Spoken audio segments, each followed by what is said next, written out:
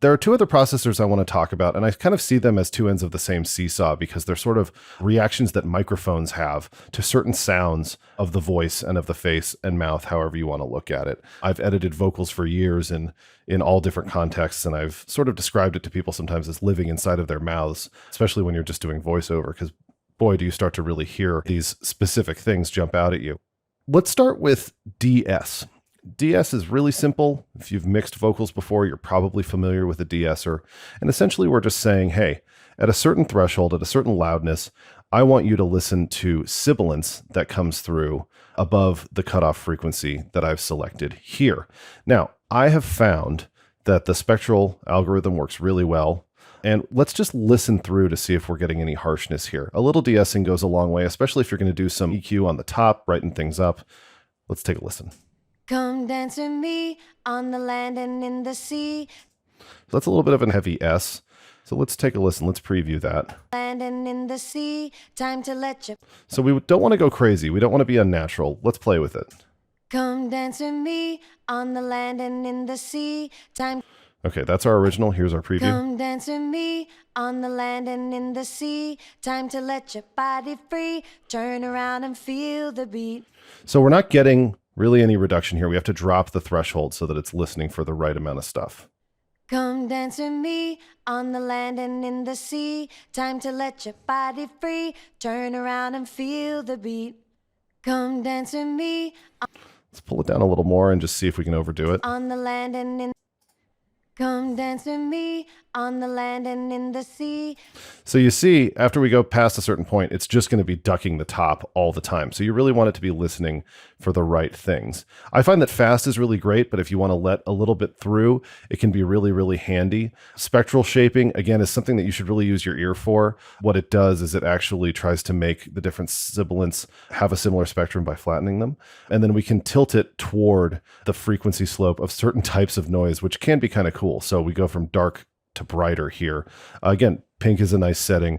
I'm a little bit old school with this in terms of the way that I process vocals. I usually don't use this too much if the recording is in a good place. I just want to get my de-essing to a place that works really nicely.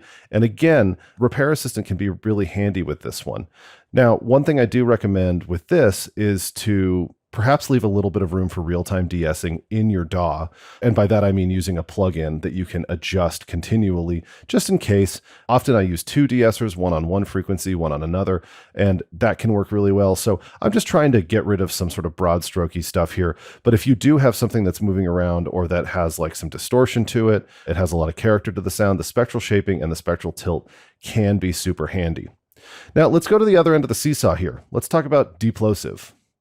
Plosives are a microphone reacting to a lower end of the spectrum. You tend to get these booms, particularly with dynamic microphones, because we're dealing with what's called the proximity effect, which is as you get closer, those lower frequencies really can jump out.